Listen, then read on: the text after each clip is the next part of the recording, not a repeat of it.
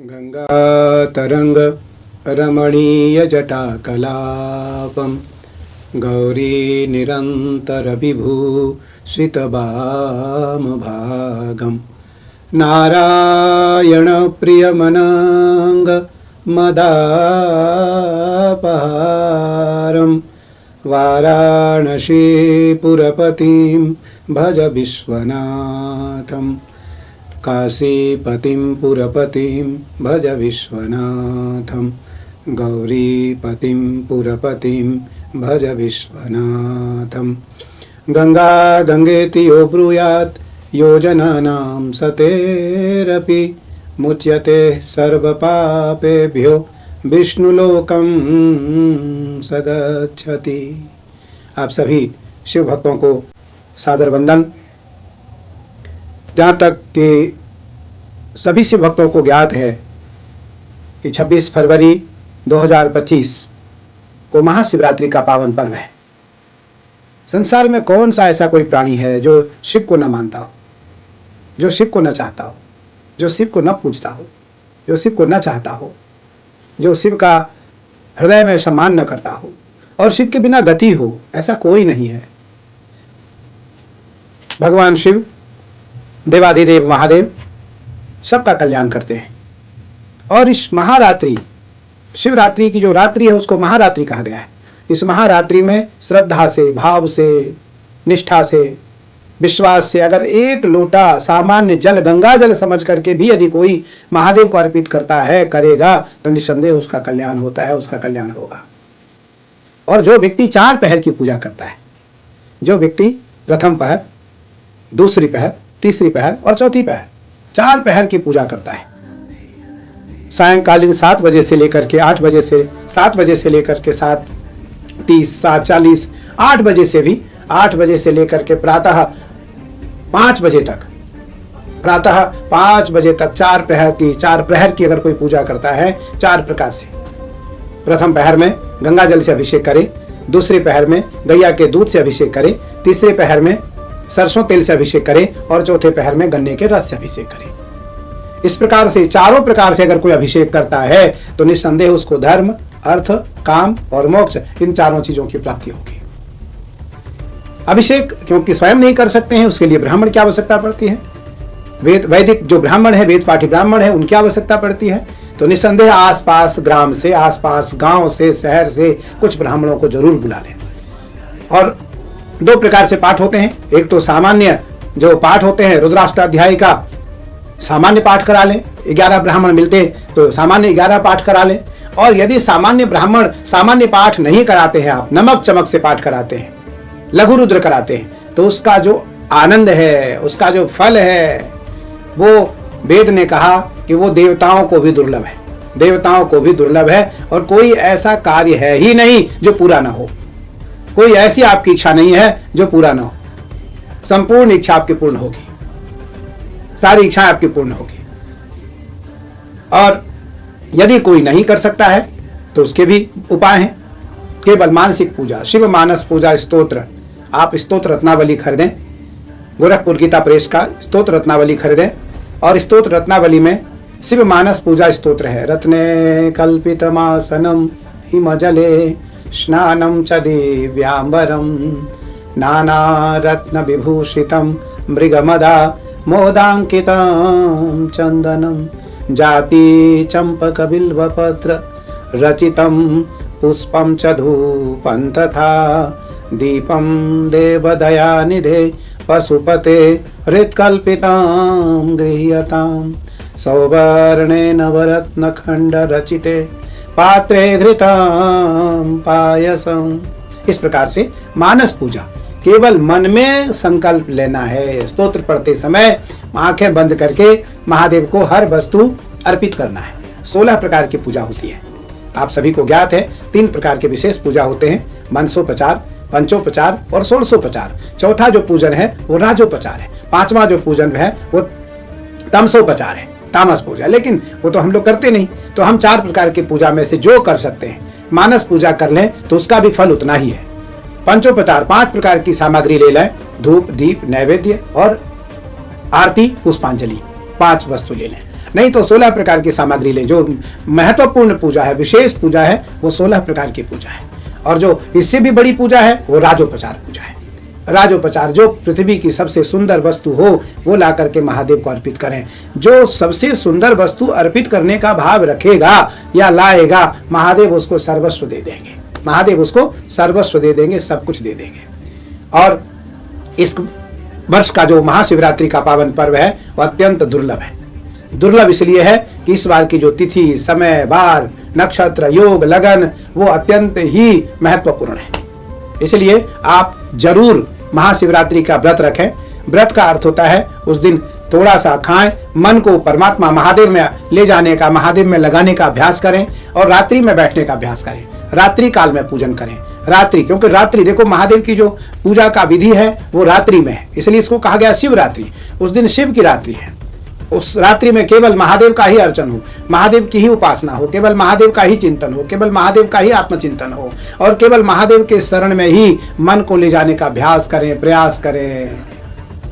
भैया, जो भी व्यक्ति महादेव के चरणों में इस रात्रि को मन अर्पित करने का अभ्यास और प्रयास करेगा, निसंदेह उसका कल्याण के साथ साथ उसका मन ईश्वर में अर्पित होगा। और जब मन मेरा ईश्वर में अर्पित हो जाएगा तो ईश्वर हमें सब कुछ प्रदान करेगा। फिर ईश्वर हमें अपना लेगा, ईश्वर हमें अपने शरण में ले लेगा, ईश्वर हमारा आलिंगन कर लेगा, ईश्वर हमें स्पर्श कर देगा। और एक बार कि जानहि सोई जेहि देई जनाई और जानत तुमई होई जाई। जो ईश्वर को एक पल के लिए भी जान लेता है, ईश्वर कहते हैं, ईश्वर का वाक्य है, ईश्वर कहता है कि वो मेरा ही रूप हो जाता है। वैसे तो हम सब ईश्वर के रूप हैं। ईश्वर अंश जीव अविनाशी, हम सब ईश्वर अंश अवतारी हैं। हम में और ईश्वर में कोई फर्क नहीं है। फर्क केवल इतना है, हम पंच भौतिक हैं, वो पराशक्ति है। हम दास हैं, वो स्वामी हैं। हम सेवक है, वो स्वामी है। लेकिन स्वामी और सेवक में बहुत फर्क इसलिए नहीं होता क्योंकि स्वामी और सेवक साथ साथ रहता है। इसलिए स्वामी सेवक को जान सकता है और स्वामी सेवक को जान सकता है और कभी कभी सेवक भी स्वामी को जान सकता है। तो इसलिए भगवान शिव की आराधना के लिए महारात्रि, शिव की रात्रि में जरूर उपासना करें। जो उपासना आपसे बन सकता है उस उपासना के माध्यम से आप भगवान को बिलपत्र, काशी वास निवासी च काल भैरव पूजनम कोटि कन्या महादानम एक बिल्वम शिवार्पणम। एक बिलपत्र महादेव को अर्पित करने मात्र से करोड़ कन्यादान का फल प्राप्त होगा।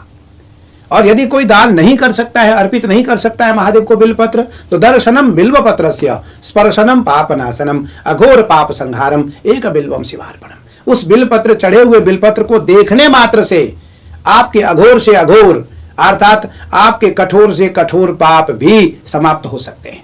और त्रिदलम त्रिगुणाकारम त्रिनेत्रम च त्रयायुधम त्रिजन्म पाप संहारम एक बिल्वम शिवार्पणम। और जो भाव से, श्रद्धा से, निष्ठा से और विश्वास से महादेव को एक बिलपत्र अर्पित करेगा, उसके 3 जन्मों के पापों से वो मुक्ति पा जाएगा। इसलिए इस महारात्रि में आप शिव की उपासना न भूलें, इस महारात्रि में शिव की उपासना न छोड़ें, इस महारात्रि में शिव का चिंतन न छोड़ें। ओम नमः शिवाय जितना हो सकता है आपसे, आप महादेव का चिंतन करके, महादेव का अभिषेक करके, महादेव का जलाभिषेक करके धर्म, अर्थ, काम और मोक्ष, इन चारों चीजों की उपासना करने वाला मैंने आपको 4 विधि बताया कि 4 पहर की रात्रि में चारों सेवा महादेव की करें। और जो समय बाप से बचे, उस समय में आप ओम नमः शिवाय, ओम नमः शिवाय, ओम नमः शिवाय, ओम नमः शिवाय, ओम नमः शिवाय, ओम नमः शिवाय, ओम नमः शिवाय, ओम नमः शिवाय, ओम नमः शिवाय, ओम नमः शिवाय, ओम नमः शिवाय, ओम नमः शिवाय का जप करें। आप भटके नहीं। सनातनी हमारे बहुत भोले भाले होते हैं। आप भटके नहीं, केवल महादेव का नाम स्मरण करें, शिव पंचाक्षर का मूल मंत्र का जप करें। मूल मंत्रों का जप करने वाला प्राणी भगवान शिव को अत्यंत प्रिय हो जाता है, महादेव को अत्यंत प्रिय हो जाता है। इसलिए आप निसंदेह याद रखें कि 26 फरवरी 2025 का दिन आपके लिए अत्यंत महत्वपूर्ण है। और उस दिन आप प्रातः काल से लेकर के रात्रि, प्रातः काल से प्रातः काल तक आप व्रत रखें। प्रातः काल से प्रातः काल तक व्रत रखें। व्रत रखने का अर्थ होता है उपवास करें। आप फलाहार करें, फल खाएं, दूध लें। आप महादेव के लिए गैया का दूध रखें, घी रखें गैया का पंचगव्य भी प्राशन करें। पंचगव्य बहुत जरूरी है। पंचगव्य गैया की सबसे पहले गोमूत्र, गैया की गोबर, गैया की दूध, गैया के दूध की दही, गैया के दूध की दही की घी, 5 चीजों को मिला करके पंचगव्य कहा जाता है। तो यत्र गस्तिगतम पापम देहे तिष्ठति मामके प्राश्नात् पंचगव्यस्य अध्यत्यग्निम निवेदनम।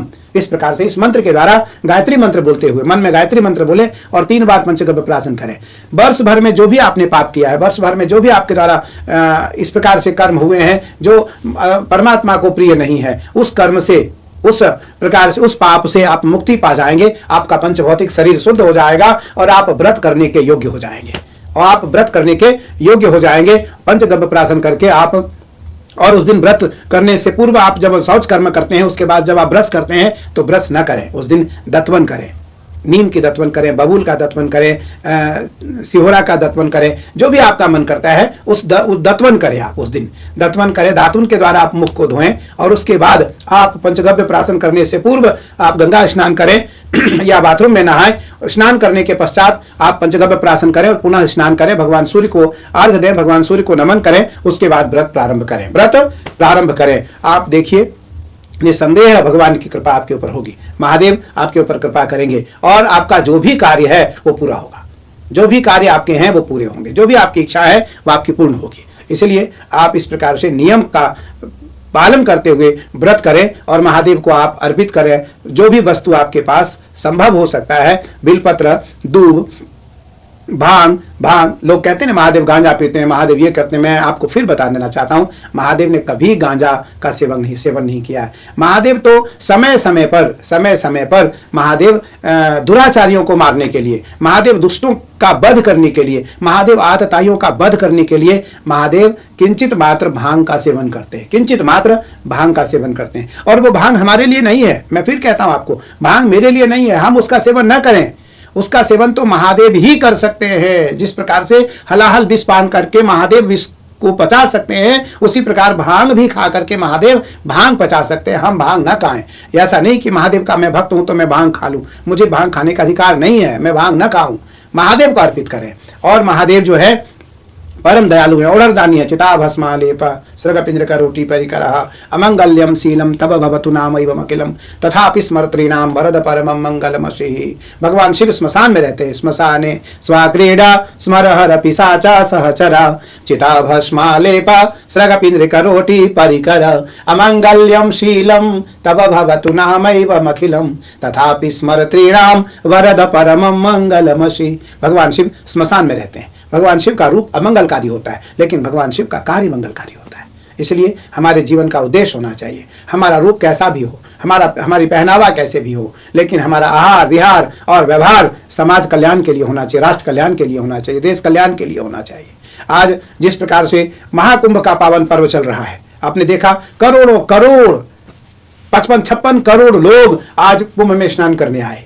मैं तो अपने सभी भक्तों को बधाई देना चाहूंगा कि जिन भक्तों ने आकर के हमारे शिविर में भोजन प्रसाद लिया, जिन भक्तों ने आकर के मेरा दर्शन में किया, मुझसे मिले, मैं उनसे मिल पाया, जो भक्त हमारे आश्रम में रहे, जिन भक्तों के कारण मेरा यह विशाल शिविर चल पाया, मैं उन सब भक्तों के लिए महाशिवरात्रि का यह पावन पर्व श्रेष्ठ और उत्तम हो, श्रेष्ठ और उत्तम हो, कल्याणकारी हो, यही कामना मैं अपने महादेव से, अपने आराध्य देवाधिदेव महादेव से करूंगा कि हमारे उन सभी भक्तजनों का कल्याण करे और जो कुंभ में आने वाले सनातनी थे उनके ऊपर आपकी कृपा हो, और जो भारत में नहीं विश्व में रह रहे सनातनी हैं उनको शिव व्रत करने का सहज स्वभाव उनके मन में आ जाए, उनका सहज मन हो जाए कि मैं सब के सब शिव व्रतोत्सव करूं और शिव का उत्सव करूं, शिवरात्रि का महा महोत्सव व्रत करूं। एक दिन की जो उत्सव है, एक दिन का जो उत्सव है, यह महा उत्सव है या महा महोत्सव है। अगर इसको महा महोत्सव कहें तो कम नहीं, अतिशुक्ति नहीं होगी, ये महा महोत्सव है। इसलिए उस उत्सव को उत्सव न समझें, ये एक दिन की रात्रि महारात्रि है। एक दिन की रात्रि जो जगेगा उसका कल्याण ही कल्याण होगा। इसलिए आप सभी शिव भक्तों को मेरा पुनः सादर वंदन और शुभाशीष। महादेव आपके घर में आए, महादेव आपको आकर के सद्बुद्धि दें और आपको व्रत करने का जो एक बल है वो दें और नियम के अनुसार आप व्रत करें। यदि किसी प्रकार की कोई जानकारी आपको लेनी हो तो जरूर आप हमारे इन नंबरों पर आप पूछ करके जानकारी ले सकते हैं। किसी प्रकार की कोई जानकारी आपको शिव की उपासना से संबंधित कुछ भी जानकारी लेनी हो तो आप निसंकोच ले सकते हैं, निसंदेह ले सकते हैं। एक तिल मात्र भी आप संकोच न करें। पूर्णमदः पूर्णमिदं पूर्णात् पूर्णमुदच्यते पूर्णस्य पूर्णमादाय पूर्णमेवावशिष्यते। ओम शांति शांति शांति।